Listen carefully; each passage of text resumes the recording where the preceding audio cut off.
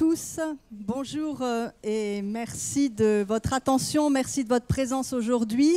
Le lancement officiel des Voix d'Orléans, ce sera demain à 14 h par le maire d'Orléans. Aujourd'hui, nous avons organisé cette table ronde principalement à destination des lycéens et nous remercions les enseignants des lycées Jean Zay et Voltaire qui se sont joints à cette proposition. Nous allons démarrer avec nos 4 invités qui seront présentés par Hassan Kerim. Mais tout de suite, je passe la parole à Bruno qui va vous expliquer que nous sommes en partenariat cette année avec une start-up du labo d'Orléans dont le but est de recueillir en fait vos voix. On est dans les Voix d'Orléans, mais c'est aussi vos voix à vous à l'issue de cette table ronde. Donc je passe la parole à Bruno qui vous explique comment ça fonctionne et merci de votre écoute pour nos invités et à très bientôt. Merci, bonjour à toutes et à tous. Donc Voxem est une solution interactive dédiée à la voix. Donc je vais vous inviter, si vous le voulez bien, en amont et après la conférence, à télécharger l'application et à laisser votre témoignage sur l'événement et vos témoignages ainsi que vos avis. Voilà, donc voxem.live, c'est l'interaction dédiée aux Voix d'Orléans. Voilà, merci. Bonjour et bienvenue à vous. À mon tour de vous remercier d'être présents nombreux et nombreuses au démarrage de cette 3e édition des Voix d'Orléans, les rencontres de la francophonie consacrées au progrès. Au cours de cette table ronde, nous allons donc interroger le progrès. A-t-il un sens? Est-il un non-sens? Comment le progrès sert-il l'humain? Quel rapport entre développement économique et progrès? Avec nos intervenants et intervenantes, Madame China Shraibi, bonjour Madame. Vous avez un micro? Voilà. Je pense que vous avez un micro sur votre... Voilà. Bonjour. Bonjour. Vous êtes la veuve de Driss Shraibi, romancier, grand écrivain marocain de langue française, dont l'œuvre aborde des thèmes comme le colonialisme, le racisme, la condition de la femme, mais tout ceci, évidemment, en interrogeant le progrès de l'humanité. On en parle avec vous dans quelques minutes. Madame Salma Zouari, bonjour. Vous êtes docteur d'État en sciences économiques, vous êtes enseignante, vous avez été la première femme présidente de l'Université de Tunisie. Ceci n'est pas innocent, on en parlera. Je sais qu'il y a des questions, en tout cas des élèves, là-dessus.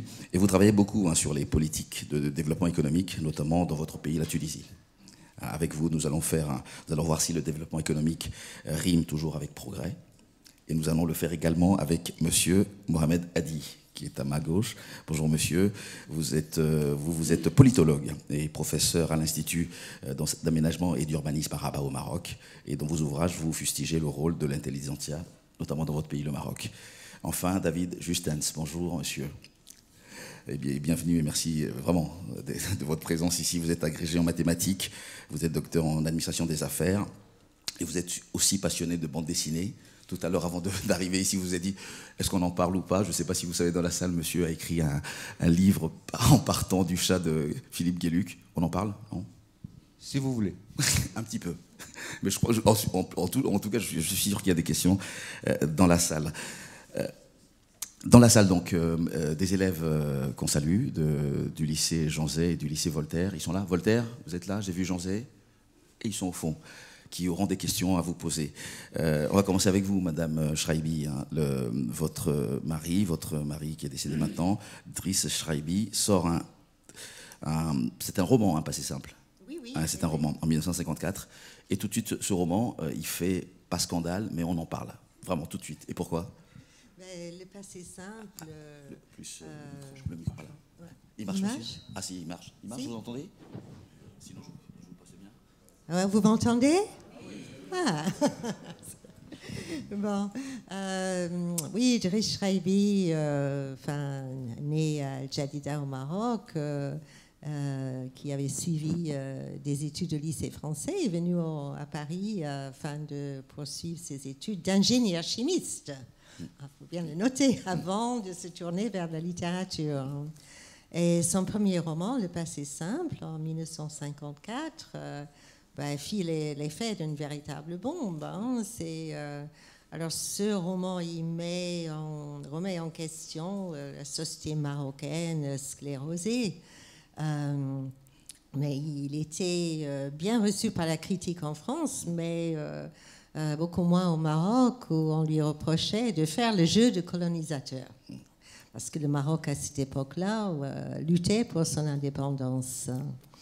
Mais à ses détracteurs, il a répondu tout de suite, dès l'année suivante, en 1955, avec son deuxième roman, Les Boucs, qui a interrogé le sort fait par la France à ces immigrés. Ouais, donc, Driss Schreiber, c'était un écrivain qui questionnait tout, il remettait tout en question. On ne pouvait pas dire qu'il n'a jamais été dans un camp ou dans un autre. Hein. Enfin, pour lui, les valeurs essentielles étaient justement de transcender les clivages entre Europe et Afrique, entre Orient et Occident, entre Nord et Sud. Et par ceci, faire progresser les idées et faire progresser la compréhension entre les peuples des deux rives de la Méditerranée. Est-ce qu'il souffrait de l'accueil fait au Maroc pour ce livre ou pas? Il vous en a parlé? De l'accueil qui avait été fait au passé simple. Oui. Ah oui, ça c'est sûr. Il en avait souffert à tel point qu'il avait été jusqu'à renier le passé simple dans un article paru dans la revue La Démocratie. Oui. Mais enfin, disons que c'est parce qu'il se sentait en fait en tant qu'écrivain artiste très affectif. Hein. Oui. Il se sentait du coup rejeté dans son pays. Alors, il n'a été réhabilité vraiment que peut-être en 1967. Lors d'un entretien qu'il avait accordé à Abdelatif Labi, célèbre écrivain, poète et représentant des droits de l'homme au Maroc. Ou d'ailleurs, Driss avait dit dans cet entretien, mais dites-moi, la femme, où qu'elle soit, n'est-elle pas la dernière colonisée de la Terre? C'est vrai, on peut encore l'écouter sur les réseaux sociaux. Le passé simple, l'histoire, pour ceux qui ne connaissent pas le livre, c'est chez Gallimard. C'est un jeune Marocain qui s'oppose violemment à son père, ainsi qu'aux pesanteurs de la société marocaine. Et il est resté en France vivre après. Oui, par la suite, il est resté en France. Il a fait carrière, il a écrit une vingtaine de romans. Il a aussi, pendant de longues années, il a travaillé à la radio française, à l'ORTF et ensuite à France Culture, où il a fait des adaptations radiophoniques et aussi une émission culturelle, Résonance spirituelle, où il a cherché à démontrer tout ce que les mondes dits occidentaux et orientaux, ils ont en commun et non pas ce qui les sépare.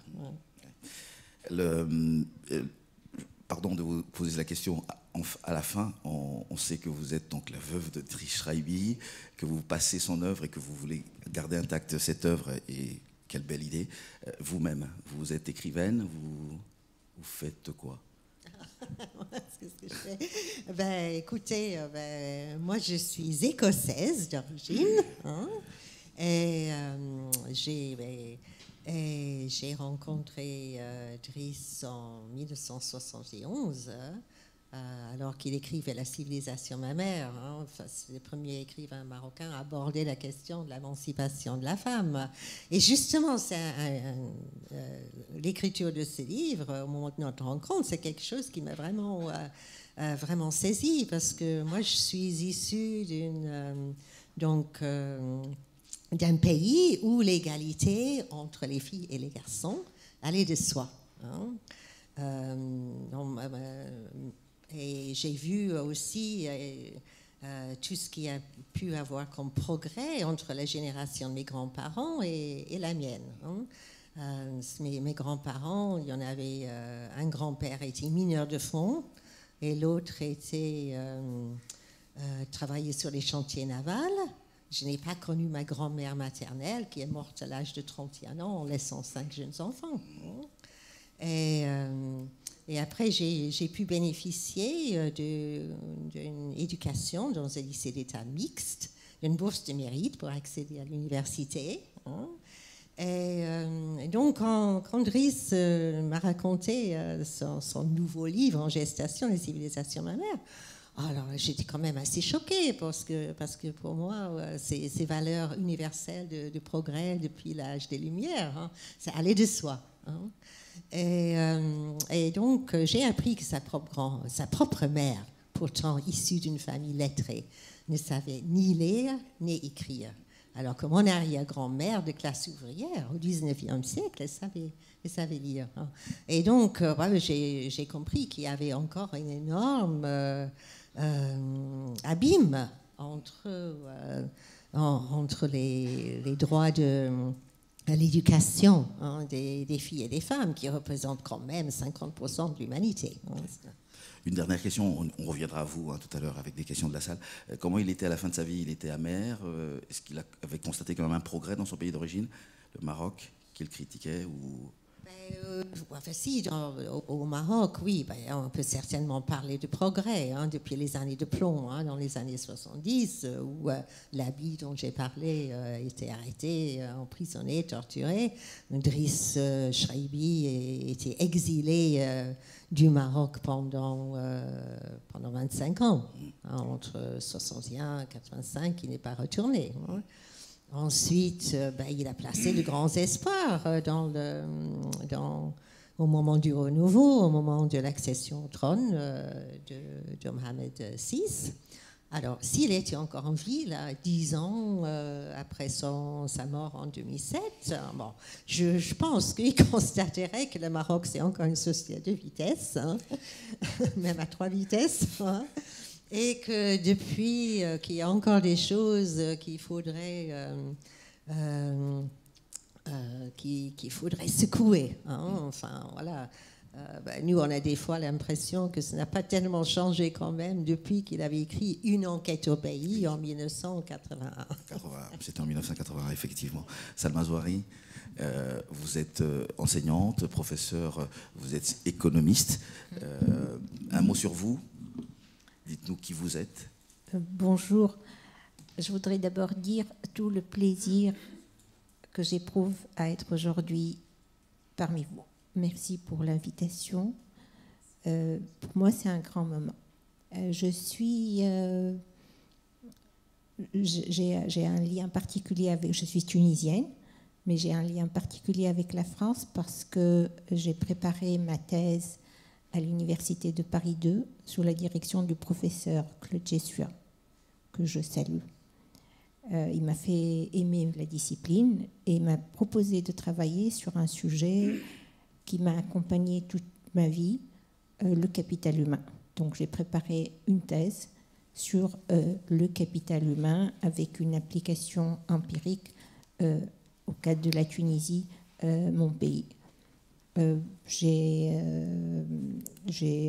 eu une carrière d'enseignante parce que quelque part j'ai toujours eu cette vocation, mais en même temps j'ai été aussi interpellée par les problématiques de mon pays, les problématiques de l'université notamment. Donc j'ai travaillé sur des problématiques en tant que chercheur, sur des problématiques propres au système éducatif. J'ai été impliquée dans la gestion des institutions universitaires en tant que doyenne de la faculté de sciences économiques et de gestion de Sfax, puis en tant que présidente de l'université de Sfax.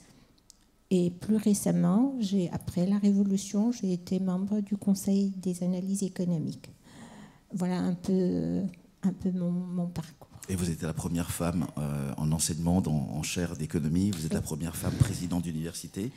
Oui, donc le concours des circonstances a fait que effectivement, j'ai été la première femme docteur en économie, première femme professeure des universités en économie toujours. Probablement à mon époque, j'étais la plus jeune des professeurs d'économie, la plus jeune celle qui a accédé au grade de professeur d'économie à un âge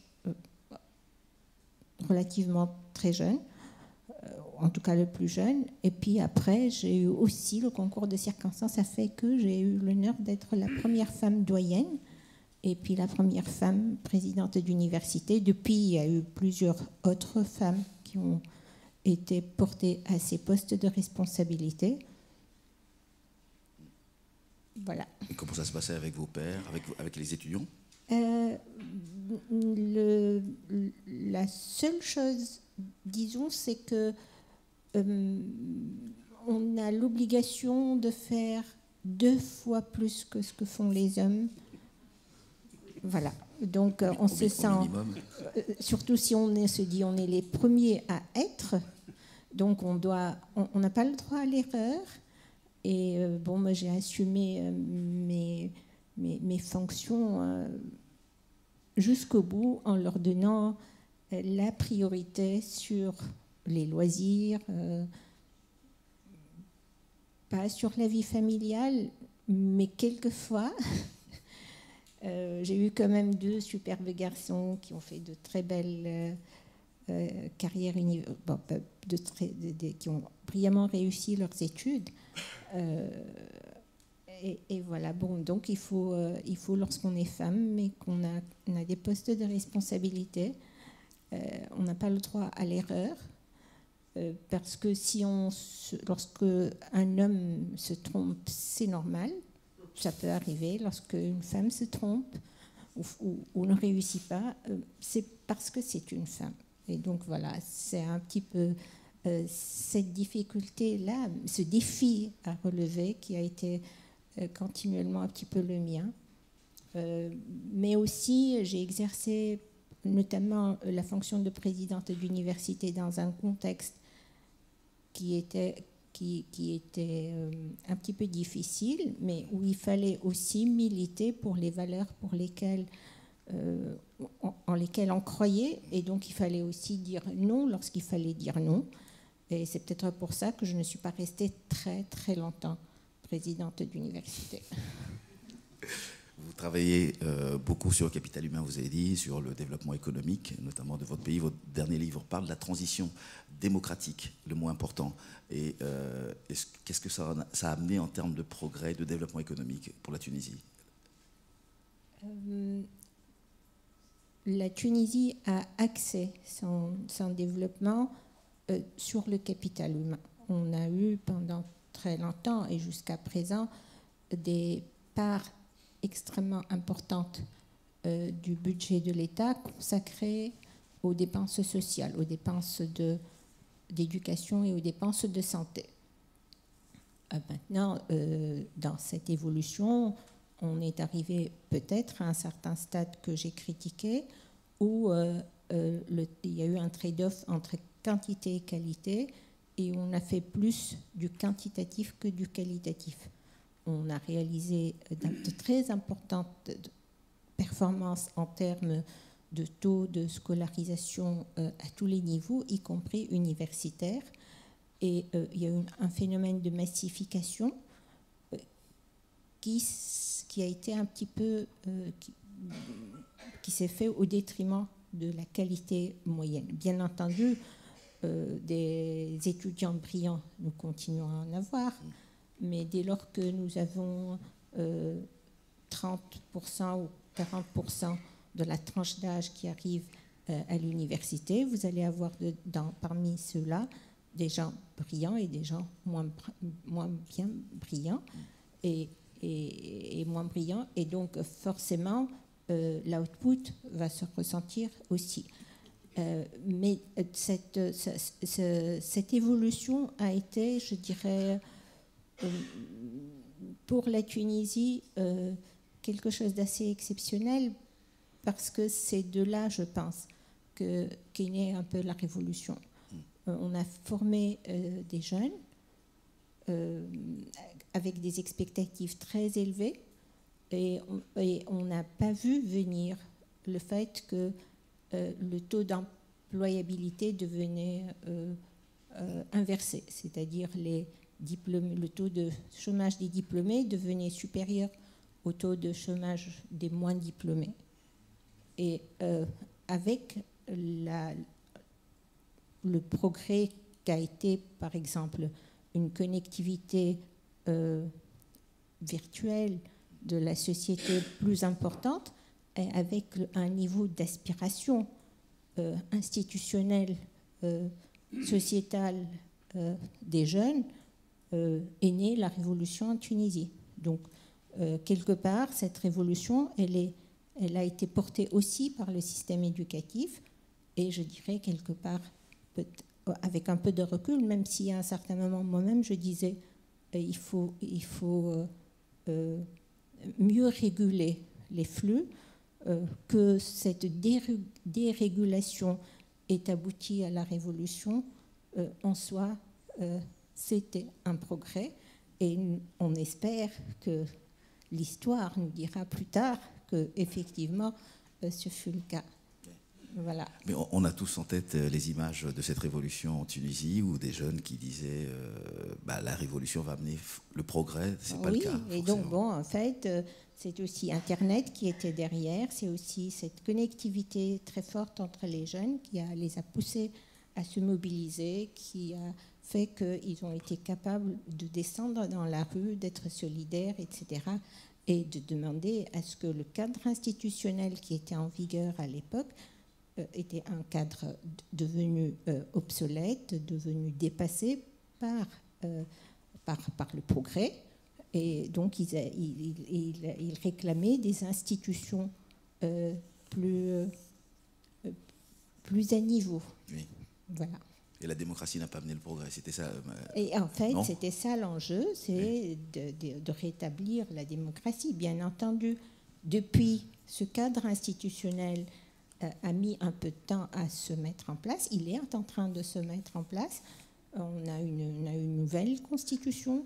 Une nouvelle constitution, ça ne suffit pas. Il faut aussi que toute la société commence à fonctionner dans un cadre où les gens peuvent porter leur voix, mais aussi où les partis politiques peuvent coopérer, peuvent se faire la compétition, mais peuvent aussi coopérer, peuvent trouver des consensus pour avancer un peu plus vite. Mohamed Hadi, vous êtes, vous, marocain, je disais, vous fustigez dans vos livres le rôle de l'intelligentsia, celle dont on pense qu'elle va amener le progrès, et vous dites qu'au Maroc, c'est plutôt le contraire. Merci beaucoup, et merci beaucoup à la mairie. Merci de m'avoir invité et de m'avoir associé justement à ce grand débat. Combien interrogatif que celui justement du progrès, et que généralement on relie à l'évolution. Et là, c'est ma grande question. Et je voudrais rebondir sur le concept de fustiger. Je ne crois pas que je fustige. Je crois que j'interpelle justement, et je ne crois pas que la question qui se pose au Maroc soit unique ou soit singulière. Je crois que le rôle, depuis un auteur que j'adore, c'est Benda, et de la trahison des clercs, et que justement ces éveilleurs de conscience, ces éveilleurs sur ce qui déplaît. C'est émoussé, c'est effacé, c'est érodé. Je croyais qu'il était temps un petit peu de choquer, d'interpeller et de ramener les choses que finalement il y a à l'équilibre. L'équilibre, c'est le poids et le contrepoids. L'équilibre, c'est que chacun de nous fasse ce qu'il sait faire. Et je reviens justement au fondamental, qu'est le métier. Et voilà que finalement, que ce soit au nord, que ce soit au sud, la notion de métier disparaît. Disparaît parce que autant, dans les temps, les métiers étaient valorisants et permettaient justement une évolution sociale. Autant, depuis un certain temps, on est justement dans l'épidermique, on est dans le paraître. On est dans le paraître, on commence à confondre, et pourtant c'est la base de la langue française, c'est que justement la langue française est construite autour de deux auxiliaires, être et avoir. Et depuis que l'être disparaît au profit de l'avoir, au profit de l'avoir, et quand finalement nous devenons tous marchandisables, vendables, pour peu qu'on mette le prix. Je croyais qu'il était de mon devoir, dans ce métier que je crois qu'il faut exercer sans arrogance, et que pour rétablir les choses, moi je n'ai rien contre je ne suis pas là pour faire descendre le système, encore moins de ceux qui le soutiennent, et encore ni un anti-système dans la mesure où je vis du salaire qui m'est versé par le système, mais je crois qu'il vaudrait mieux justement interpeller les choses pour rétablir l'équilibre. Alors maintenant, il est peut-être temps, beaucoup plus que par le passé, j'ai quelques petites... Enfin, tout à l'heure, j'ai entendu parler des années de plan. Des années de plan, je les mets entre guillemets, parce qu'il ne faudrait pas les sortir. Donc, on va dans le contexte. Vous voyez bien que je ne suis pas en train de jeter le bébé avec l'eau du bain. Et qu'autant il y avait un déficit, justement, sur le plan de la construction. Nous sommes un jeune État qui se reconstruit depuis 1956. Il a retrouvé son indépendance. Et nous savons très bien que lorsqu'il y a l'indépendance, il y a justement, on fait avec ce qu'on a. Et on a fait avec ce que nous avions, ou du moins ce que nous a été laissé par le protectorat. Et donc, nous étions un peu pas très loin de la médiocrité. De la médiocrité. Si je me laissais aller, je parlerais de médiocratie même. De médiocratie. Et donc, nous construisons, je crois que nous sommes dans une courbe très ascendante, bien que je n'annonce pas, je n'encense pas le système néolibéral qui construit justement sur la déprédation de la croissance. Mais je crois que nous sommes sur une courbe ascendante. Et je crois que nous construisons, malheureusement, ce qu'il y a, c'est que justement au moment où la charge de la prise de parole, la charge symbolique de la prise de parole ne coûte plus rien. Auparavant, je crois que ce soit la France, que ce soit la Belgique, que ce soit la Tunisie, il fut un certain temps, on prendre la parole, nous exposer, et pourtant les gens assumaient. Les gens assumaient, ils savaient très bien qu'on n'allait pas leur dérouler le tapis rouge, mais ils parlaient. Et voilà que maintenant, plus personne ne parle. Les idées, on ne produit plus d'idées, il y a une stérilité monstre. Voilà, c'est dans ce sens-là que je remonte. Oui, alors, et le progrès, quel progrès au Maroc? Est-ce que ça a un sens? Quel progrès d'abord pour le Maroc, et est-ce que ça a un sens dans ce pays? Voilà une question fondamentale. C'est que selon que l'on appréhende le progrès sous l'angle économique, sous l'angle des réalisations socio-économiques, il y a des choses. Il y a des choses qui se font. Nous sommes un chantier ouvert. Maintenant, ce chantier ouvert profite à qui? Profite à qui? Bon, je crois que nous reproduisons à notre échelle, à l'échelle nationale, ce qui se passe au niveau mondial. Quand on sait que la scène internationale est partagée entre 358 plurimilliardaires. Pour quelque chose comme 7 milliards et plus d'habitants. Donc le déséquilibre, nous le reprenons et nous le reprenons à notre compte. Nous avons, nous aussi, quelques personnalités classées par Forbes, mais nous avons, ce qui est terrible, c'est que nous ne sommes plus dans une société différenciée. Nous sommes dans une société césurée où il y a une overdose de toutes parts. Il y a des gens qui ont énormément de problèmes, j'allais dire, qui survivent ou qui font semblant de survivre. Il y a d'autres qui, justement, où il y a qui vivent aussi dans le trop d'avantages, trop de passe-droit, trop. Et donc, lorsque, justement, les deux trop se coudoient, ça n'est jamais dans une perspective cathartique, ça n'est jamais dans une perspective qui puisse véritablement reconstruire, qu'on puisse reconstruire une société intégrée. Le progrès au sens de l'évolution sociétale. Une société construite, différenciée, où il n'y a pas, où personne n'envie personne, où l'on se regarde dans l'altérité, où l'on se construit dans des solidarités existentielles. Ça, nous cherchons toujours derrière, mais là, j'incrimine, pas seulement je fustige, mais j'incrimine le système, justement, néolibéral. Le système néolibéral, j'incrimine aussi un modèle, entre guillemets, bien que je ne crois pas en les modèles, ni en développement, ni encore moins en démocratie. Je crois que la démocratie, comme le développement, ce sont des expérientiels. Des expérientiels par-delà les incontournables, par-delà le respect depuis le sol jusqu'à l'humain. Là, ça doit être privilégié, et je crois que nous sommes justement, et on est en train de se réveiller sur cette réalité. La Constitution de 2011 a été justement une belle avancée. Alors maintenant, le progrès, c'est aussi une conscientisation. une conscientisation et une élévation du système, dans le sens où lorsqu'on a vu ce qu'on a appelé maladroitement, je le dis en toute sincérité, le printemps arabe, ça n'a rien de printanier. Et en fait, lorsque nous voyons un petit peu ce qui est en train de se passer dans tous ces pays qui ont été ravagés avec le soutien, et puis on s'est permis justement dans certains pays arabes de parler de révolution. C'est peut-être aussi mon âge qui me permet, enfin j'ai grandi dans une période où la révolution avait un autre sens. La révolution avait un autre sens. Je crois qu'actuellement nous utilisons pour révolution autre chose qui ne correspond pas à celle des années 70 et des années 70.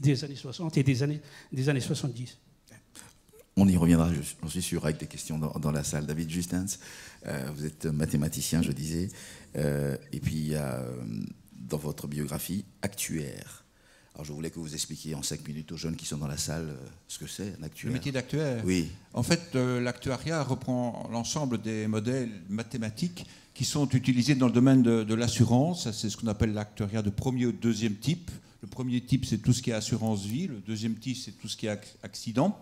Et puis l'actuariat de troisième type, c'est-à-dire tous les modèles qui essayent de représenter, de valoriser les produits financiers actuels. C'est un domaine dans lequel j'ai travaillé pendant une 30aine d'années à peu près.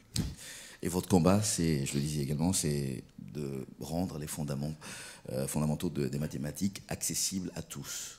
Oui, je vois où vous voulez en venir, effectivement. Oui. Il y a une dizaine d'années, j'ai commis ainsi un ouvrage qui malheureusement fait qu'on a oublié les 15 autres. Et cet ouvrage, que j'ai écrit en collaboration avec Philippe Geluck, était basé justement sur l'idée suivante.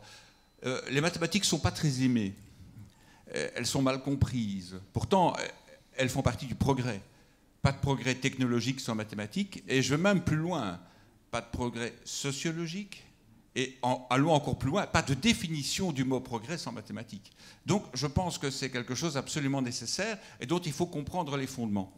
Et j'ai remarqué, il y a une quinzaine d'années, en organisant un colloque sur le thème de mathématiques amusantes, que la plupart des dessins du chat de Geluck avaient un contenu mathématique.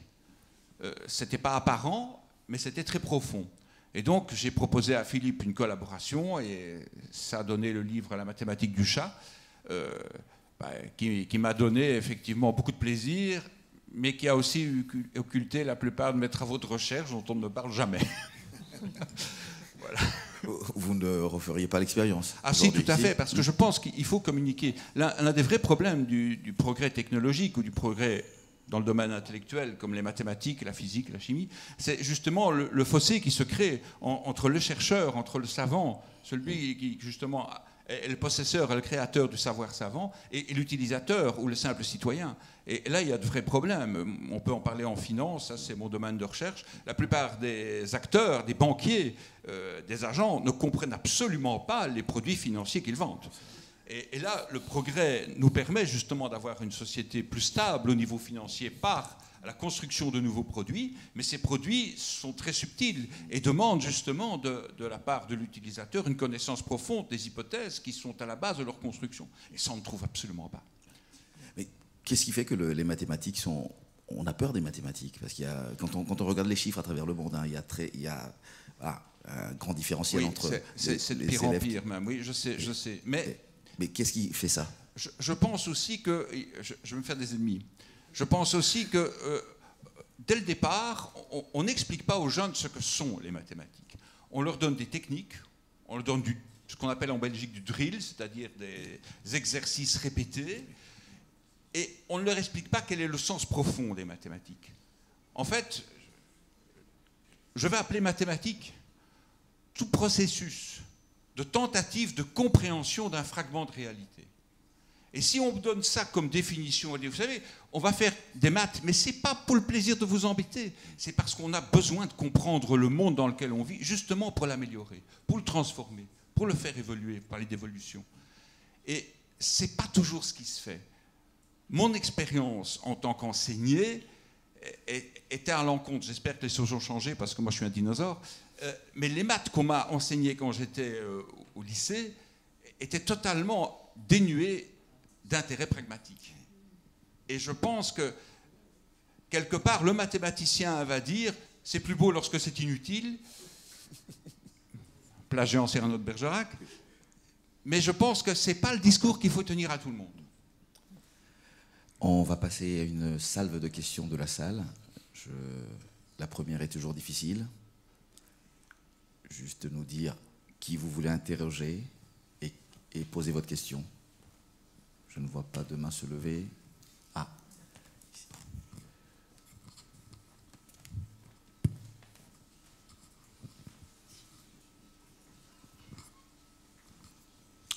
Bonsoir. Monsieur Hadi, vous avez fustigé le néolibéralisme, Azulfillaoun d'abord, et vous avez fustigé ce modèle néolibéral à l'échelle mondiale. Et au Maroc, il est incarné par qui? Il est incarné d'abord par la première fortune du Maroc, le premier banquier au Maroc, le roi du Maroc. Pourquoi l'élite marocaine universitaire actuelle n'arrive-t-il pas à penser, en termes de progrès, de critiquer ce régime totalitaire et de soutenir des mouvements progressistes, des mouvements contestataires de la jeunesse marocaine, à Al-Hussima, à Gerada, et aussi soutenir des mouvements et des intellectuels jeunes marocains qui militent pour la liberté individuelle, pour le droit de ne pas faire le ramadan, pour l'égalité entre les femmes et les hommes, pour le droit à l'avortement. Pourquoi l'élite universitaire n'arrive pas à être à la hauteur de cette jeunesse qui aspire au progrès, au vrai progrès au Maroc? Merci. Je rappelle que je suis marocain. Alors, on l'avait compris, je pense. En tout cas, merci du rappel. Monsieur Hadi, la réponse, oui. Bien. Merci beaucoup, monsieur, pour votre question, vos questions. Il y a deux manières de faire. Il y a soit s'inscrire dans le cadre d'une posture qui nous permet de, j'allais dire, de se défouler, de dire ce qu'on voudrait dire d'une manière, sans pour autant qu'elle produise des résultats notables ou des résultats constructifs. Et ceci ne pourrait que justement aggraver les césures, aggraver une société de défiance. Et que, justement, je ne me fais pas l'avocat du système. Je crois qu'il a assez d'argent pour se payer les meilleurs avocats, mais on fera beaucoup mieux que moi. Je ne fais pas un anti-système non plus. J'appartiens justement à cette... moi aussi, je suis justement comme vous, Justin, je fais partie de ces dinosaures. Et donc, auparavant, il faudrait d'abord s'inscrire dans le pourquoi, plutôt que d'aller dans le comment. Et lorsqu'on y va dans le pourquoi, c'est sûr que ce n'est pas politiquement correct, c'est plutôt du scientifiquement correct, et le scientifiquement correct s'inscrit dans le temps. Nous sommes un système qui, jusqu'à présent, nous ne sommes pas un système totalitaire, je le dis en toute sincérité. Je crois que nous sommes sous le regard d'une scène internationale, à moins qu'on considère que toute la scène internationale est compromise, depuis l'Europe jusqu'à la fin fond de l'Afrique, tout au contraire. Le Maroc réussit jusqu'à présent à dégager de lui une image d'une société construite dans un processus dans la quête d'un processus de démocratie. Je ne parle pas de transition démocratique parce que la transition est une transition, mais là, à ce qu'elle aboutisse justement sur la démocratie, je ne le crois pas. Tout reste à prouver. Il faudrait la suivre. Et nous avons des poids et des contrepoids, nous avons des pouvoirs et des contre-pouvoirs. Nous avons quelques 36 partis qui, pour beaucoup d'entre eux, et mon ami China, tout à l'heure, il en parlait justement, il a parlé d'un des grands leaders, c'est Abdeltif Labi. Et Abdeltif Labi faisait partie justement d'un mouvement d'extrême gauche que j'avais l'honneur d'accompagner pendant mes années universitaires. Je faisais partie justement de cette extrême gauche qui a donné actuellement, 23 mars, et Ilham. Et c'est pas pour autant que il y a beaucoup de mes collègues, de nos collègues qui ont été emprisonnés, et beaucoup sont actuellement dans le système. On en parlait il y a un moment. Et ce système s'est construit justement dans le poids et le contrepoids. Malheureusement, justement, ce système néolibéral qui depuis un certain temps ne combat plus, il amollit. Il n'exclut plus, il intègre, moyennant prix. Et on en parlait tout à l'heure. Et puis, malheureusement, même les forces de gauche qui jusqu'à pas très longtemps, étaient des forces de gauche qui ont combattu, nous le reconnaîtrons toujours cela, qui nous ont permis quand même d'enregistrer des droits, enfin d'inscrire des droits, d'acquérir des droits. À quel prix? Au prix du sang, au prix d'années de prison. Madame parlait tout à l'heure des années de plan. Je disais qu'il faut relativiser parce qu'il faut se mettre dans le contexte. Nous évoluions à l'époque dans une conjoncture pas qui était très hostile, très hostile. Je crois que je suis beaucoup plus âgé que vous. Je me rappelle des deux blocs, du bloc de l'Est et du bloc de l'Ouest. Je me rappelle aussi du combat idéologique, le capitalisme et le socialisme. Malheureusement, actuellement, le système en entier vit un système qui, lorsque je pose la question comment est-ce qu'on se sentirait dans l'Allemagne nazie, tout le monde me dirait à l'étroit. Comment on se sentirait dans une Italie fasciste? Tout le monde me dirait, nous sommes à l'étroit et nous combattrons. Actuellement, nous sommes aussi bien au nord de la Méditerranée qu'au sud de la Méditerranée dans le cadre du système de la pensée unique, où il n'y a plus d'idées. Tout ce qu'il y a, c'est la marchandisation, l'omnimarchandisation de tout, y compris les cultures.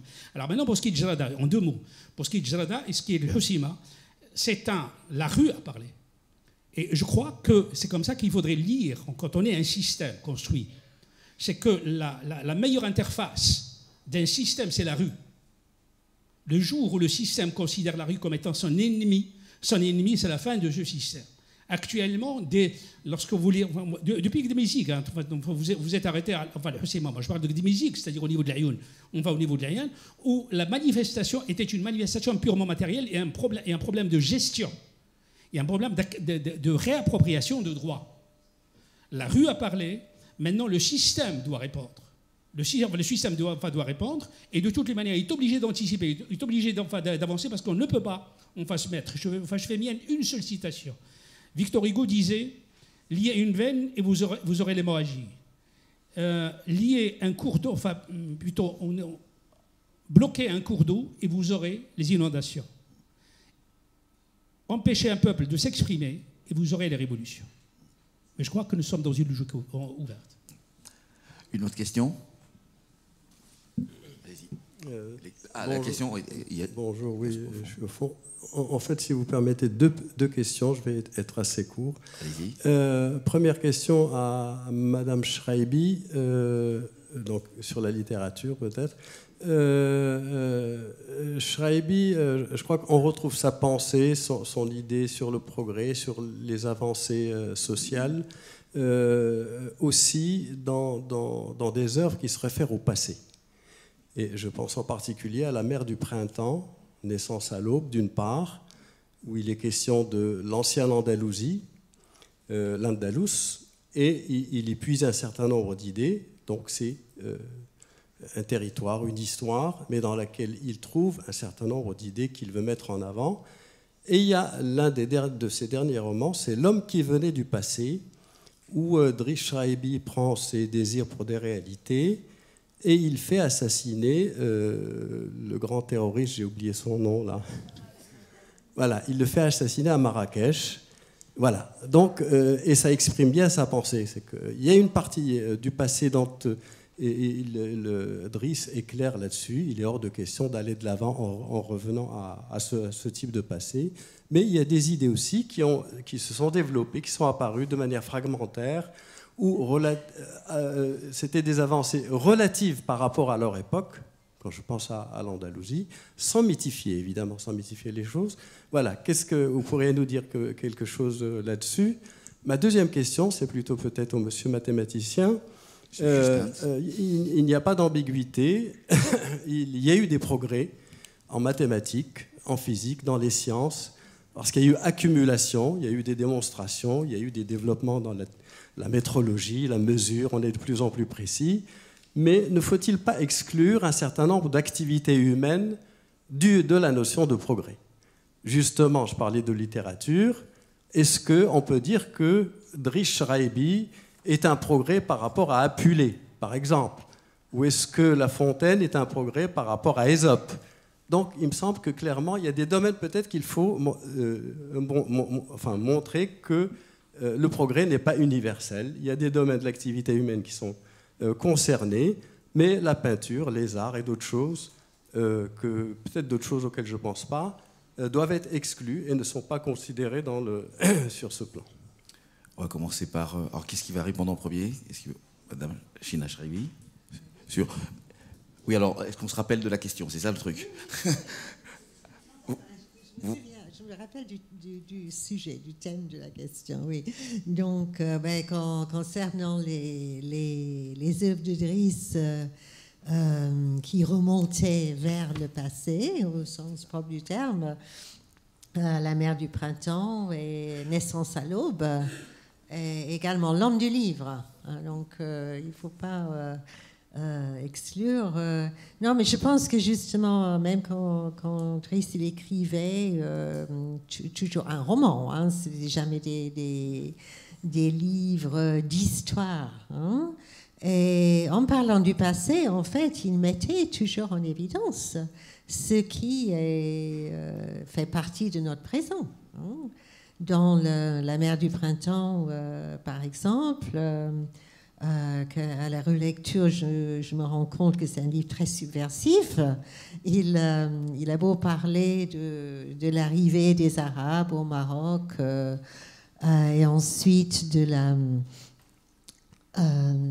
l'opposition entre Arabes et Berbères. Hein. Et en fait, ce livre, il a été adapté pour le théâtre. Il a été joué récemment au Maroc. Il a été très très bien reçu à Tanger, à Tétouan, mais beaucoup moins à Casablanca. Parce que le public a mis en question justement la question berbère, sachant que on était en plein dans le mouvement social de l'Alozema. Et donc, on a pu voir comment un roman qui traitait du passé, et en fait, suscitait encore ce débat et des émotions très vives dans le Maroc actuellement. Ensuite, oui, pour parler du progrès, hein, je pense pas, on peut pas parler de progrès universel.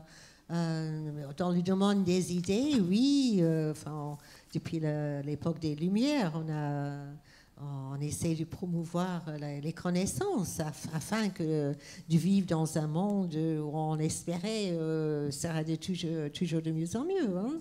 Et pour revenir à ce que disait M.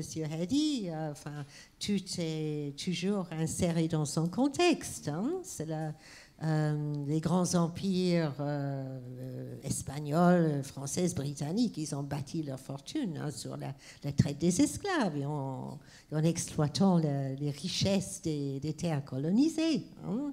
Ça a laissé... au moment des indépendances, hein, que ce soit au Maghreb, que ce soit en Afrique ou par ailleurs dans le monde. Ça a quand même fait que les pays nouvellement indépendants devaient tout reconstruire. Hein. C'est donc... Et donc, des progrès que nous pouvons constater. Il ne faudrait pas croire que un pays comme le Maroc ou la République démocratique du Congo devrait être au même niveau qu'un pays qui a en principe intégré la démocratie depuis des siècles.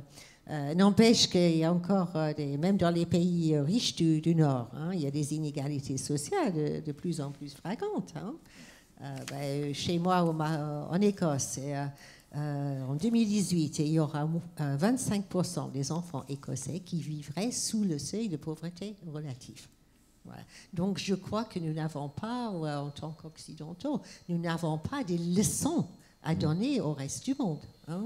Chacun, on peut apprendre en partageant et en nous montrant une solidarité, hein, si on veut que l'humanité continue à progresser. Monsieur Justin, oui, je voudrais apporter quelques précisions quand Madame parle très gentiment de siècle de démocratie.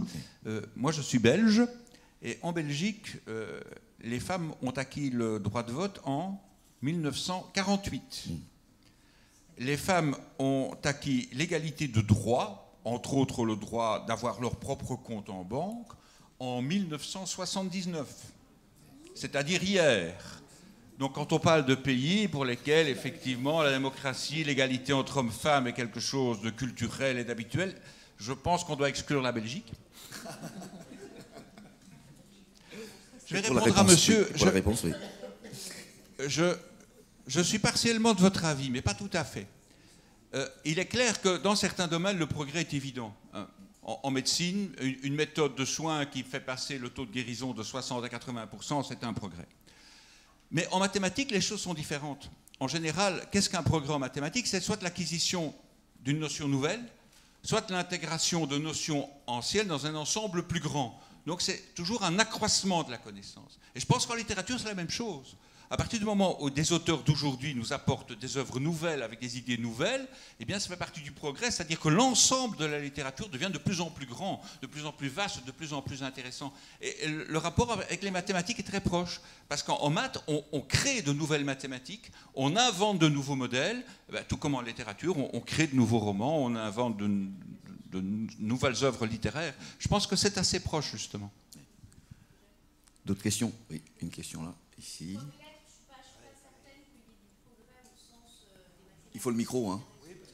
Ah oui, excusez-moi, il faut le micro, c'est enregistré, donc il faudrait... Allez-y. Bien sûr. Oui, excusez-moi. Excusez-moi. Donc, je me permets de réagir. Je suis professeur de lettres, là.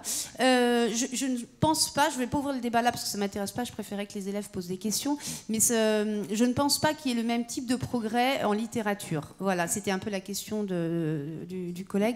Voilà. Ceci étant, moi j'ai une question à vous poser sur le progrès. Je pense beaucoup à Condorcet. C'est quelqu'un qui est un peu oublié, qui avait écrit un très beau texte sur l'esquisse du progrès humain. Moi, ce qui me fait un petit peu peur, et là je rejoins nos invités marocains, tunisiens et puis China Shraibi, c'est bien tous ces progrès technologiques, vous nous avez expliqué en mathématiques tout ce que vous faites, et je suis complètement d'accord avec la définition, la belle définition que vous donnez des mathématiques. Mais me semble-t-il, vous voyez, je suis enseignante et par exemple, d'un côté on a des L, d'un côté on met des gamins dans des ES, d'un côté les L, on les empêche un petit peu de faire des mathématiques, hein, ou très peu ou si peu finalement. C'est tout un système qui organise des non-humanistes. Et ça me fait un petit peu peur. On fait des techniciens de la langue, enfin en tout cas en lettres c'est un petit peu le problème, parfois on n'est pas obligé non plus de suivre à la lettre, d'accord, il n'y a pas de sainteté là-haut, mais j'aimerais savoir, les progrès mathématiques, les applications, qu'est-ce qu'on en fait? C'est là où peut-être que les applications vendent des produits financiers, est-ce que c'est être en progrès ou pas, et pour qui? Quelle partie de la population? Voilà, elle est un peu dure ma question, je suis désolée, mais il fallait juste lancer le débat. Oui, très très bien. Mais je pense qu'au niveau des produits financiers, qui a été mon domaine de recherche pendant 30 ans, ça permet en tout cas, pour toutes les entreprises, d'avoir des comptabilités plus stables. Je donne un exemple tout simple. Vous commercez avec les États-Unis, ça sera bientôt plus possible avec Trump, mais bon, on suppose que c'est toujours possible, et vous allez donc vendre pour 200 ou 300 000 $ de produits. Vous les actez comment dans votre comptabilité, en sachant que vous serez payé dans 3, 4, 5 ou 6 mois? Eh bien, il existe aujourd'hui des produits financiers qui permettent justement d'acheter le droit de payer le dollar à un prix déterminé aujourd'hui, dans 6 mois. Eh bien, ces produits sont terriblement utiles pour toutes les entreprises, toutes celles qui exportent en tout cas, c'est un petit exemple. Et il ne faut pas oublier que la stabilité est quand même quelque chose qu'on doit rechercher, surtout en économie, où les crashs et les dégringolades sont néfastes pour tous, y compris pour tout un chacun. Donc je pense que ça, c'est intéressant. Voilà, c'est pour vous dire qu'il y a quand même quelque chose d'utile. Ce n'est pas que pour les spéculateurs. D'ailleurs, madame me disait, ça ne marche pas toujours. Non, ça ne marche pas parce que les gens spéculent. Le problème, c'est que l'être humain n'a pas la capacité d'utiliser le bon modèle mathématique au bon moment et à bon escient, c'est tout. Voilà. Madame Zouari a une réponse. Peut-être aussi... Allez-y. Peut-être aussi que l'on peut utiliser le progrès en mathématiques pour créer des innovations à même de contourner les règles en faveur de certains. Et je pense qu'en matière de finances notamment, il y a eu beaucoup d'innovations financières qui ont été créées à cette fin et qui, à la fin, ont donné lieu à la crise financière internationale. Maintenant, quelles leçons est-ce qu'on en a tiré? Et est-ce qu'aujourd'hui, on a pu innover, créer autre chose pour éviter que cela se reproduise? Je n'en suis pas certaine, mais probablement certains collègues dans ces disciplines avancent dans ce sens. Il faut l'espérer.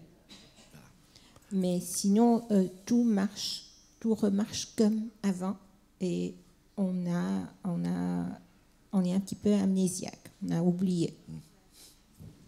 Une autre question ? Oui, bonjour. Vous avez un peu repris la question que je souhaitais poser juste après. J'accompagne justement des lycéens ici et c'est une question de responsabilité que j'ai envie de poser. Vous dites, Monsieur Justins, il y a des produits que l'on crée en mathématiques qui sont utilisés après, et c'est une phrase qui était très rapide mais qui vous dédouanait, en disant « les banquiers ne savent pas ce que l'on vend ». Et c'est une façon très belle de dire que théoriquement on peut créer des beaux produits mais qui seront vendus après dans une société totalement capitaliste et dont finalement ce n'est pas votre responsabilité.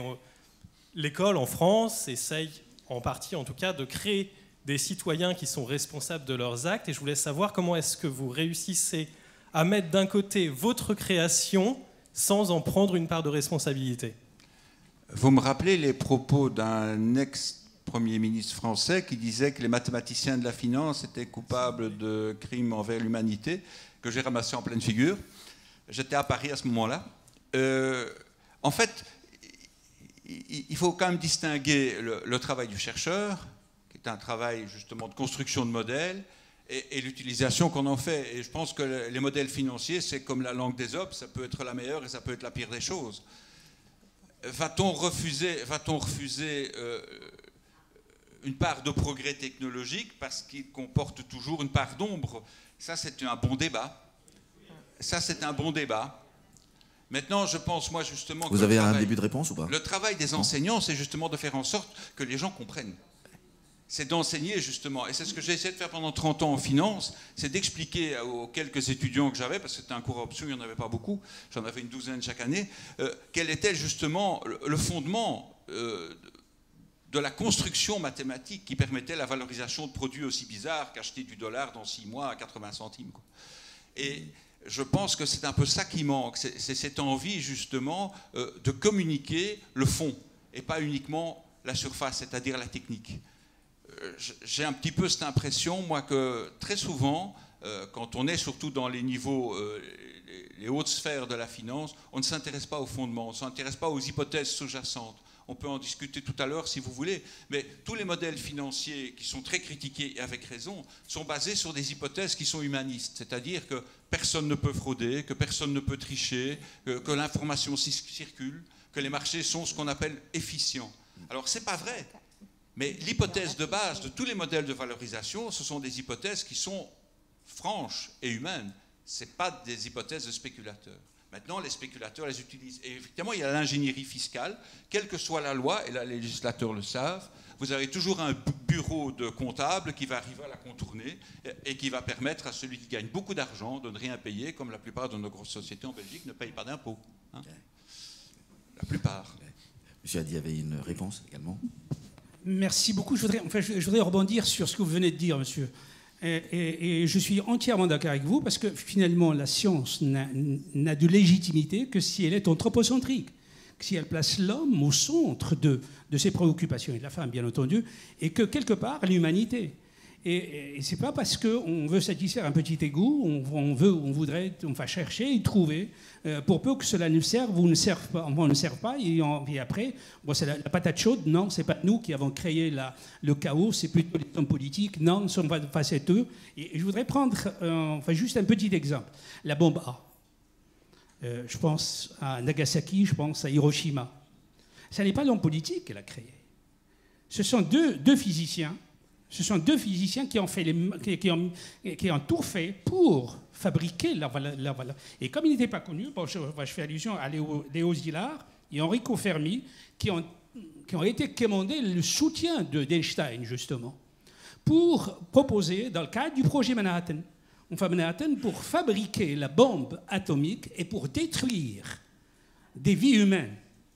Des vies humaines, et dans le cadre d'une... ils se sont pratiquement alignés dans la destruction. Ils sont des hommes de science, alors que dans l'imaginaire populaire, l'homme de science est un homme de bien. Mais je crois qu'il faudrait, quand on fait quelque chose, quand on cherche, il faudrait qu'il y ait une morale, qu'il y ait une éthique. Qu'est-ce qu'on veut? Le système néolibéral est devenu, à ce niveau de la déprédation, est arrivé à ce niveau de déprédation par des hommes de science. Parce que, justement, l'objectif était de construire une extrême minorité qui commanderait le monde dans le cadre d'une unidimensionnalisation, une uniformisation, voire même une unidirectionnalisation. Je suis en train d'user à la gargantuesque de néologisme.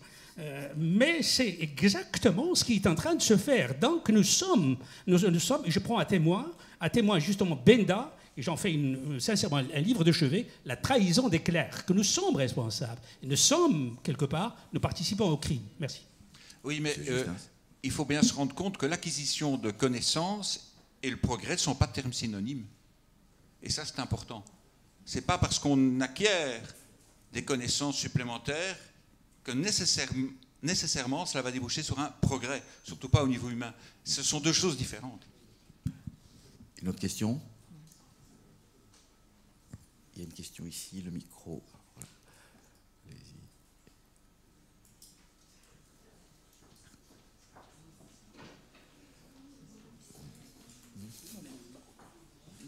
Oui, parce que voilà. Merci, bonjour. Je m'intéresse au fait aux mathématiques.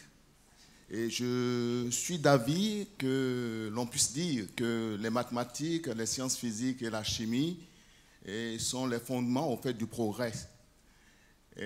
Mais je voudrais au fait poser une question, parce que quand je fais un retour sur mon passé et que je constate que j'ai utilisé juste les mathématiques pour évoluer, sans chercher à comprendre véritablement le fondement de ce que je faisais.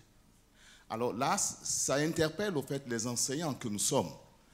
Je me demande au fait, est-ce qu'il ne faudrait pas revoir les modèles pédagogiques utilisés pour enseigner les mathématiques, de manière au fait à permettre à ceux qui veulent l'apprendre au mieux de s'imprégner véritablement des bases de cet outil qui guide véritablement pour le progrès. Voilà, c'est là ma préoccupation. Monsieur Justins. Oui, mais vous posez la question fondamentale. Que faut-il faire pour inculquer justement les bases à la plupart des jeunes d'aujourd'hui? Je pense que c'est un problème, c'est une question énorme, je pense, c'est un problème gigantesque. Jusqu'à présent, je pense qu'on s'est cantonné dans la transmission de connaissances. Et moi, je pense qu'un des grands progrès de la didactique des mathématiques, un des grands projets, justement, c'est d'arriver à transmettre le fondement aussi.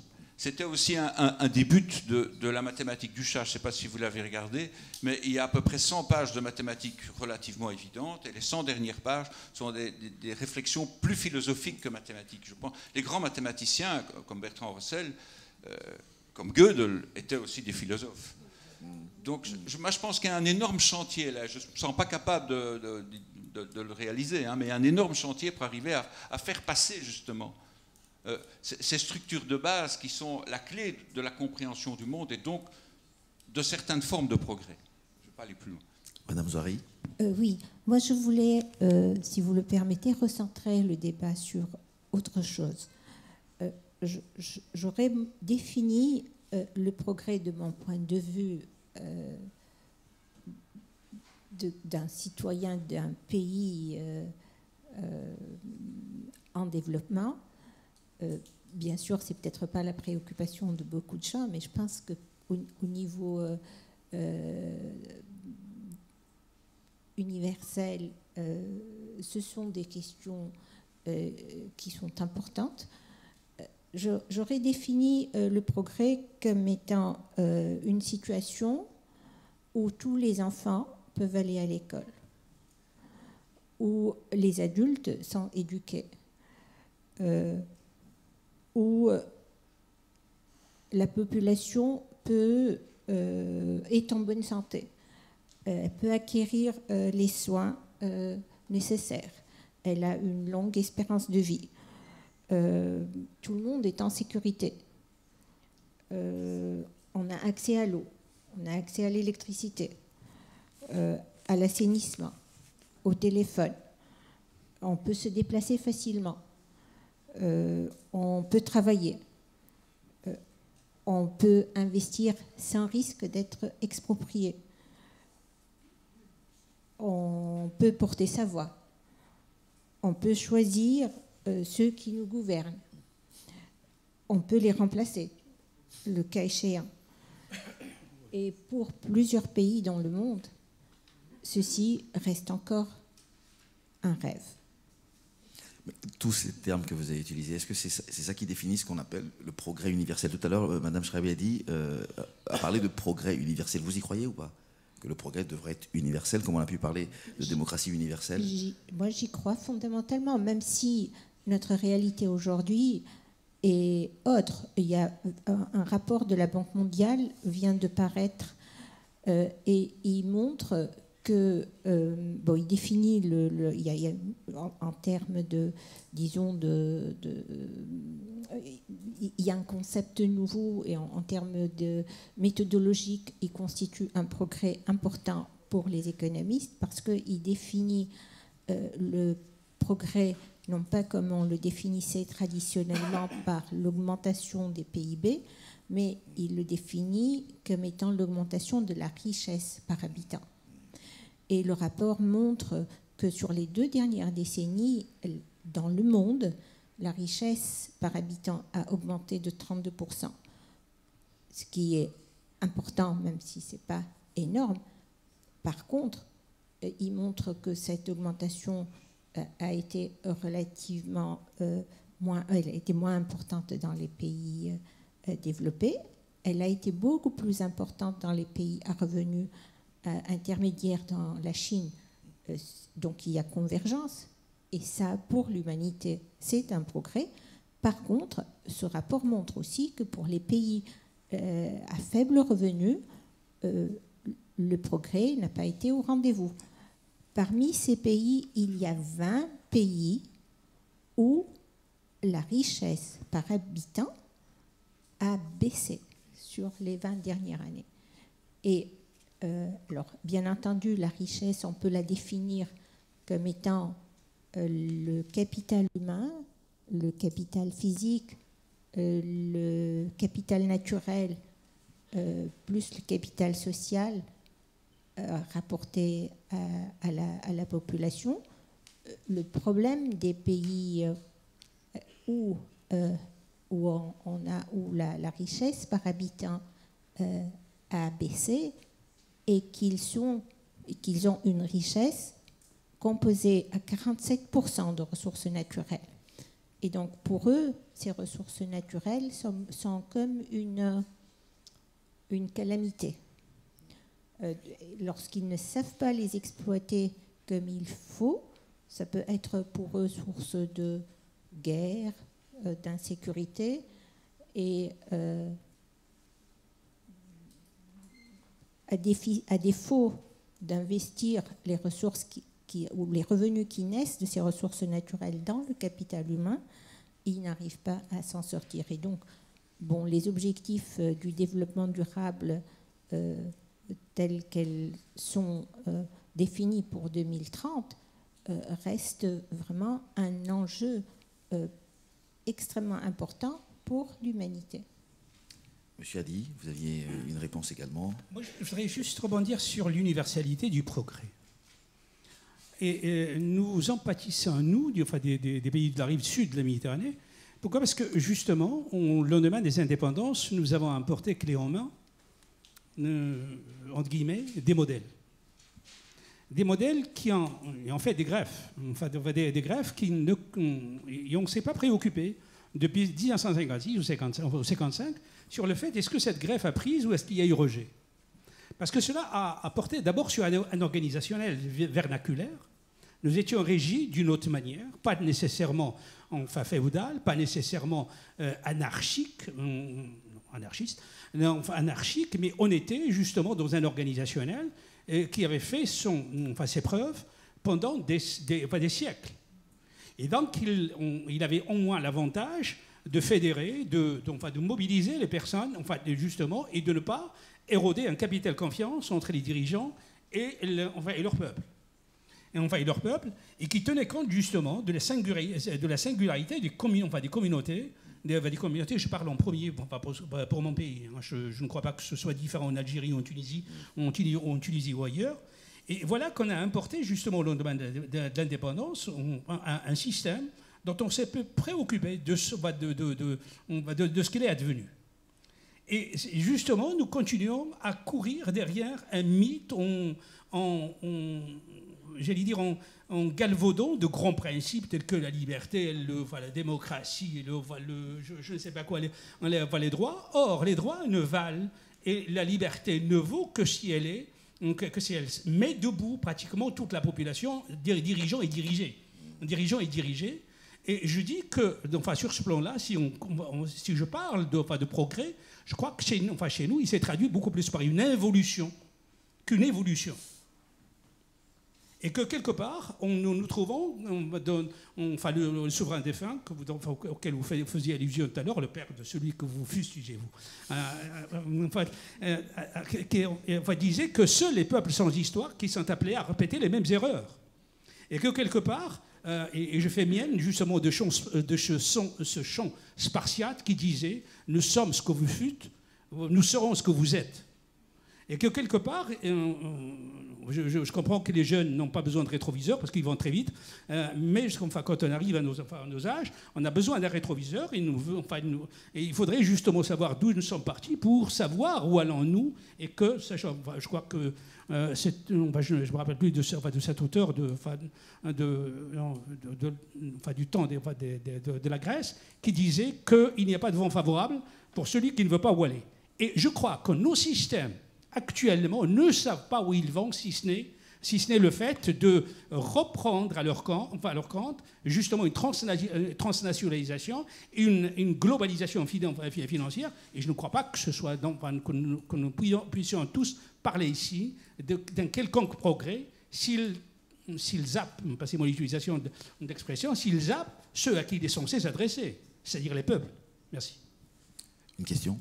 Oui, merci de m'avoir passé la parole. Moi, je suis étudiante et j'ai une question qui me taraude l'esprit parce que je travaille sur le thème du progrès.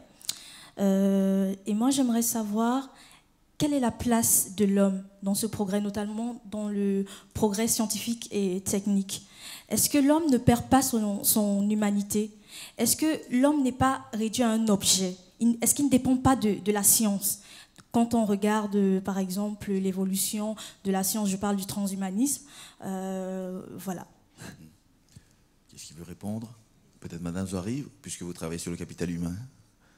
Comment? Allons-y.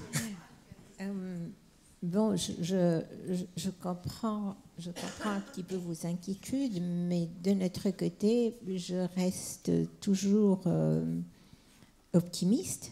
Parce que je crois fondamentalement dans l'homme et dans sa capacité finalement de créer le capital qu'il faut, les institutions qu'il faut pour que, in fine, l'humanité puisse progresser. Le tout, c'est aussi de mettre l'accent sur le capital humain, sur l'éducation, sur la formation. Dans toutes ces dimensions, techniques, mais aussi dans sa dimension humaniste. Voilà. Monsieur Justin, une réponse? C'est pas facile comme question. Hein. C'est vrai. Mais je pense que vous avez raison quand vous mettez la différence entre justement le côté humain et le côté progrès. Et moi, je suis plus pessimiste que ma collègue et amie, parce que moi, je pense qu'il va y avoir des différences de plus en plus grandes justement entre les humains. Parce que la technologie avance à pas de géant. Je ne parle pas du progrès, ni même du côté scientifique, du côté accumulation de connaissances, du côté technique, que l'intelligence artificielle commence à nous remplacer dans certains de nos actes. Alors, est-ce que c'est un progrès? Est-ce que ça ne pose pas plus de problèmes que ça n'en résout? Et moi, je pense qu'on va avoir, d'ici 20 ans, ça ne prendra pas plus de temps que ça, une société à 2 vitesses, où une partie très réduite de la population aura accès au progrès technologique, pas nécessairement le progrès dans le sens humain que Madame a développé, j'aime beaucoup ce qu'elle a dit, et puis les autres. Et l'intelligence artificielle va permettre à ces gens d'avoir tout le pouvoir. Et le jour où les machines seront plus complexes que notre cerveau, je ne sais pas ce qui va se passer. Et je peux construire, moi qui ai un cerveau relativement peu élaboré, une machine qui va construire une machine encore plus complexe que moi. Même si moi, je ne peux pas le concevoir, je peux concevoir la machine qui le conçoit. Vous n'êtes pas capable de calculer, mais vous êtes capable de construire une machine qui calcule. Et je pense que le vrai problème, ça va être cette prise en charge du progrès technologique par quelques-uns seulement. Moi, je le crains. Je sais qu'il y a des philosophes qui ne sont pas d'accord avec moi et qui prétendent que l'humanité entière bénéficiera de ce progrès technologique, qui n'est pas le progrès comme Madame l'a défini. Et moi, je suis inquiet. Ouais. Monsieur Hadi? Moi, je rebondis juste sur ce mouvement de pensée philosophique du transhumanisme. Et c'est vrai qu'il voudrait justement matérialiser à outrance la société. La société, je rejoins l'idée de mon ami Justin, quand il vous dit pour ce qui est de l'intelligence artificielle. Et je crois qu'elle a été tentée, je crois que nous avons eu justement des réponses extraordinaires. Tout le monde se rappelle du match, du match de Kasparov contre Deep Blue, et que sur 96, je crois, et 97 ou 95 ou 95 et 96, qui au bout justement de la 6e partie, c'est l'ordinateur qui a mené. Et au point que Kasparov s'est exprimé en disant, en confondant la machine avec l'homme. C'est-à-dire, il a dit que la machine a pensé. La machine a pensé, et cela rejoint justement cette poussée vers l'avant, où on va se retrouver piégé parce que nous créons sous le prétexte de faciliter la tâche. Et que quelque part, moi j'ai rien contre, mais pour peu qu'on veuille justement expliquer cela à ceux qui les ont mis en place. Est-ce que véritablement ils veulent nous transformer en, nous avons commencé par l'esclavage, je crois que nous sommes en train de revenir vers l'esclavage, je crois que c'est, ils nous auront bouclé la boucle. Et je crois que nous vivrons pas plus, en tout cas jusqu'à présent, est-ce qu'avec ce progrès, entre guillemets, je le place entre guillemets, est-ce que nous vivons plus heureux? C'est vrai que nous avons accès à beaucoup de choses, c'est vrai que nous avons accès d'une manière tellement rapide, c'est vrai que la carte de la France a rétréci en termes de temps. Pour aller de Strasbourg à Marseille, il fallait quand même un temps terrible. Et voilà qu'avec le TGV, actuellement, le temps a été divisé par N. Et c'est vrai que pour venir du Maroc à Orléans, il aurait fallu quand même un temps terrible. Et voilà que j'arrive dans la journée en gardant la mi-journée pour me balader, pour respirer l'air d'Orléans. Mais est-ce que je suis plus heureux? Est-ce que je vis ou est-ce que je subis sous prétexte comme quoi, bon, j'ai accès à tout. Votre question est d'une pertinence extraordinaire, mais je crois que c'est, pour notre génération des dinosaures, comme disait tout à l'heure Justin, le temps est passé. À la limite, nous pourrons vous berner, justement, et je fais encore mienne du livre de Benda, La trahison des clercs, que je crois que nous sommes parfois, pour notre petit égo en train de tirer avec nous toute une jeunesse, et nous n'avons pas ce droit. Merci. Une autre question? Oui, j'avais une question depuis tout à l'heure. Moi aussi, je suis enseignante et je voudrais rebondir. Je suis venue avec des étudiants sur ce que disait tout à l'heure une collègue sur le fait que la notion de progrès, elle vient du 18e et du 19e, qu'elle portait finalement des idéaux qui étaient collectifs et qu'aujourd'hui, là, ce qu'on est en train de discuter et finalement d'agiter comme une espèce de chiffon rouge, c'est attention, le progrès technologique, ça va être une catastrophe ou ça peut devenir une catastrophe parce que ça va nous dépasser. Moi, j'ai envie, comme nombre d'entre vous, de rester optimiste. Et la question que je me pose, c'est de se dire, est-ce qu'il faut renoncer au progrès? Est-ce que c'est à ça, finalement, que la société, aujourd'hui, nous invite finalement? Je ne dis pas que c'est notre position, la vôtre ou la mienne, mais est-ce qu'on ne nous invite pas, quelque part, à renoncer à ce progrès-là? Ou est-ce qu'il faut le redéfinir et le remettre à sa place et poser les questions de valeur et de société dans laquelle on veut vivre? Parce qu'effectivement, il faut des connaissances, mais des connaissances sans école et sans écolier. Dans le monde entier, c'est pareil. Et peut-être aussi redéfinir, vous l'avez fait, monsieur Hadi, l'universalisme, à l'aune, finalement, de sociétés qui ne doivent pas être unilatérales comme elles l'étaient idéologiquement auparavant. Donc, doit-on pas renoncer à ce progrès ou le placer sur un autre terrain de valeur? Je peux vous poser une question, madame? Le mariage pour tous, progrès ou pas progrès? Le mariage, vous dites pour tous? Le mariage pour tous, progrès ou pas progrès? Moi, je viens de Belgique où ce principe est établi depuis 2 décennies déjà et ne pose aucun problème et n'a jamais posé aucun problème d'ailleurs. Donc je vous pose la question, c'est très subjectif la notion de progrès. Sauf, comme le disait la jeune fille avant moi, c'est qu'on place l'humain et je trouve que sa question est pertinente, c'est l'humain qui prime et de ce point de vue-là, c'est un progrès et c'est pour ça que la technique doit être au service de l'humain. Je suis d'accord avec vous. Je peux vous dire qu'en Belgique, on s'est demandé comment des millions de gens pouvaient descendre dans la rue pour que d'autres aient moins de droits qu'eux. On n'a pas compris. C'est vrai. Alors, doit-on arrêter le progrès? Vous avez d'autres réponses là-dessus? Non? Non. Bon. Il faut le mettre entre les mains de l'homme.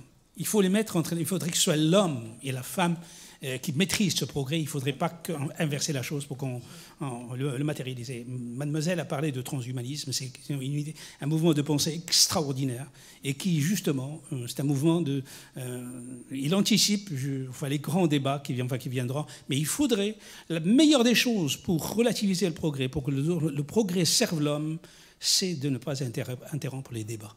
Et les débats, c'est la meilleure des solutions. Et je crois qu'on s'est prêté à ça. Merci. Absolument. Oui, moi, je dirais peut-être simplement aussi qu'il nous faut des institutions à tous les niveaux. À un niveau planétaire, au niveau mondial, au niveau national, à des niveaux régionaux, voire même à des niveaux locaux, pour réguler tout cela. Donc, quelque part, il y a des risques de dérive, mais il y a une éthique, il y a des codes de déontologie, et tout cela doit être réfléchi par les humains. Et le progrès sert l'homme et les risques que cela comporte doivent être circonscrits et dépassés. Très bien. Madame Schreiby? Oui. Moi, j'aimerais m'adresser surtout à ces jeunes lycéens qui sont dans la salle, parce qu'il me semble que si le monde devrait continuer à progresser, que ce soit au niveau des idées ou que ce soit au niveau aussi des avancées scientifiques, il y a peut-être encore ceux parmi vous qui allons faire des grandes découvertes. Mais je crois que c'est là justement où l'éducation est essentielle. Afin de permettre de comprendre le sens même des mots tels que progrès, tels que démocratie, tels que droits de l'homme, et où l'échange avec vos enseignants peut être intéressant, mais aussi j'espère que ça va susciter un débat parmi vous. Parce que je ne sais pas si vous pouvez, je parlais tout à l'heure du livre de Dries Schreiber, La civilisation amère. Est-ce que vous pouvez imaginer un monde sans électricité, sans téléphone, ouais, et encore moins sur Internet, hein, sans Internet. Alors, oui, donc forcément vos idées du progrès ne sont pas pareilles que les nôtres. Hein. Donc vous partez déjà au niveau technologique et scientifique, tout au moins, vous partez d'un autre niveau. Mais n'empêche que ce qui me semble le plus important, c'est de continuer à faire progresser les idées, de continuer à nous interroger sur qui nous sommes, hein, à continuer à nous interroger si un enfant en Europe, hein, qui exige le dernier gadget technologique, est-ce que cet enfant, il vaut mieux qu'un enfant en Afrique subsaharienne qui subsiste avec moins d'$1 par jour, hein? Donc, je pense que le débat est ouvert. J'aurais aimé un peu plus entendre des questions de votre part. Vous avez encore 5 ou 10 minutes pour en poser. Encore. Après la réponse de Mme Zouari, une ou deux questions en plus. Allez-y. Non, en fait, c'était aussi peut-être interpeller les gens sur certaines choses. L'immigration internationale, est-ce un progrès, oui ou non? Lorsqu'on sait que les États-Unis ont été un pays qui a puisé sa force et qui a été construit sur la mobilité des hommes, lorsqu'on sait qu'aujourd'hui, dans le rapport dont je parlais tout à l'heure, on montre que le taux de croissance du capital humain le plus faible, on est en train de l'observer en Europe, dans les pays de l'OCDE, pour plusieurs raisons, parce que notamment la part des salaires dans le revenu national est en train de baisser à cause de la longévité, à cause des problèmes démographiques, le vieillissement de la population. Alors, on sait qu'on est interpellé aujourd'hui par la question des migrations internationales. Et pour certains, ça peut être source de progrès, pour d'autres, au contraire, ils considèrent que pour eux, ça serait une source de régression. Ce sont des problématiques qui nous interpellent aux divers niveaux que j'ai évoqués tout à l'heure. Et je pense que, j'ai mon idée sur la question, mais tout un chacun peut aussi réfléchir sur ces questions-là. Très bien. Encore deux questions. Les lycéens, je sais que vous avez travaillé dessus. Hein? Alors, une courageuse, un courageux qui se lève?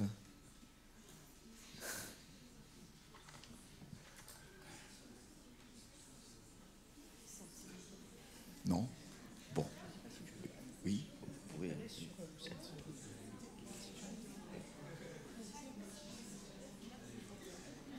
Bon. Oui, voilà, c'est ça. Bon, ça va aller.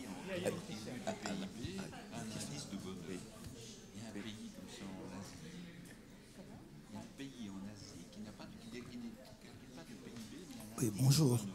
Moi, ce que je voudrais dire par rapport à la notion du progrès, le progrès, pour moi, c'est une notion relative. Hein, parce que si on regarde, prenons l'exemple de l'agriculture, où à une certaine époque, on parlait il faut faire de l'agriculture intensive. Bon, on voit maintenant ce que ça a donné. Maintenant, les agricultures qui font de l'agriculture raisonnée sont maintenant mises en avant. On dit que voilà, mais le progrès maintenant, c'est produire moins, mais mieux. Alors qu'avant, il fallait inonder. Voilà. Donc le progrès, moi j'ai dit, c'est une notion relative. C'est à manier avec précaution. Hein? Là, monsieur le mathématicien, vous avez parlé de l'intelligence artificielle. Bon, vous avez dit que dans 20 ans, vous allez voir ce que ça va donner. Ce n'est pas dans 20 ans, c'est maintenant. Parce que en 1996, il y a un candidat aux élections présidentielles en France qui a fait sa campagne sur le thème fracture sociale. Et aujourd'hui, est-ce on a résolu ce problème de fracture sociale? Non. On a créé une autre fracture, c'est à quoi vous faites allusion, c'est la fracture numérique. Et aujourd'hui, quand vous allez dans des permanences des assistants sociaux, vous avez des gens qui viennent parce que, bon, qui n'arrivent plus à se débrouiller parce qu'il faut tout faire sur Internet. Hein? Tout faire sur Internet, que ce soit la déclaration d'impôt, et vous êtes au chômage, vous allez à Pôle emploi, c'est l'organisme qui s'occupe de chômeurs ici, on vous dit, ben, il faut d'abord, pour qu'on puisse vous recevoir, vous vous enregistrez sur Internet. Alors, ça suppose qu'il faut déjà avoir le matériel, voilà. De même, prenons l'exemple de gens sans domicile fixe. On vous dit, voilà, pour pouvoir trouver une place, il faut faire les 115. Vous voyez? Or, des cabines téléphoniques, il n'y en a plus. On a tout enlevé. Bon, pour avoir un portable, ça suppose qu'il faut avoir de l'argent, hein, alors qu'on est déjà sans domicile. Vous voyez? Donc, ce que vous avez dit, ben, c'est déjà maintenant. C'est pas dans 20 ans. J'étais optimiste. Voilà. Allez-y. Non, je voudrais juste ramener cette question à ce qui se passe chez moi. À ce qui se passe chez moi, on parle justement de l'adjectivation de tout ce qu'on fait. De tout ce qu'on fait, et pour peu qu'on veuille le légitimer, le faire passer, on lui met un bon adjectif. Et on parle de développement social comme si le développement auparavant était asocial. On parle de développement humain comme s'il était inhumain. On parle de développement durable comme si le développement ne l'était pas, enfin ne l'était pas. D'ailleurs, de toutes les manières, ça ne rime à rien. Et que quelque part, pour ce qui est justement de l'agriculture, autant lorsqu'on revoit l'historicité de n'importe quel phénomène, on voit que finalement, il y a une évolution très lente et qui a pu justement prendre dans le temps, dans le cadre de ce qu'on appelait auparavant la mondialisation. La mondialisation, c'est le fait, je l'explique par une seule chose, que je retrouve des pyramides en Égypte et que je les retrouve, je retrouve leurs cousines en Amérique latine, au Mexique. Ça veut dire qu'il y a justement que la science, ou plutôt l'expérientiel, que les savoir-faire ont bougé. Ont bougé, mais dans le cadre de respect, de construits sociétaux et de société. Et voilà que la société devient justement, qui était une synthèse de construits sociétaux, devient une simple addition d'homo economicus qui doivent réagir à la pavlovienne. Quand on rentre dans un supermarché, tout est si bien fait de façon à justement sillonner, à ne pas rentrer, ne pas sortir bredouille. Et que quelque part, nous perdons de notre autonomie, de notre indépendance, celle qui nous a permis justement de nous relever ou d'avoir les indépendances. Et que voilà, vous parlez justement de ce qui se passe, c'est que la société a fabriqué justement un langage que tout le monde comprend. Que tout le monde comprend, c'est le langage numérique. Et que quelque part, nous sommes en train de parler un langage auquel nous n'avons rien. Et plutôt que de mettre en valeur nos références socioculturelles, nos spécificités, nos capitaux immatériels, nous sommes en train justement de mimer l'autre. Est-ce que nous avons le môle le plus grand? Est-ce qu'en Afrique, et on me parle de société, de société. Nous ne sommes plus des sociétés. Nous n'avons que la coquille vide. Nous avons placé à l'intérieur des hommes qui réagissent de la manière du chien de Pavlov, d'une manière instinctive. Je me veux provocateur un peu, c'est ma nature, je suis désolé. Mais c'est cela. C'est cela, et pendant ce temps-là, nous croyons que c'est nous qui avançons. Non, on nous fait avancer. Alors, je voudrais être optimiste, mais c'est vrai, cela me permet de venir hier et de débattre avec vous. Mais que vaut le débat? Que vaut le débat lorsque, justement, tout ce qui nage à contre-courant est considéré comme étant marginal, ou faisant partie, justement. Nous avons une société de SDF, là, je joue sur les mots. Nous avons une société de sans domicile fixe et nous avons une société de sans difficulté financière.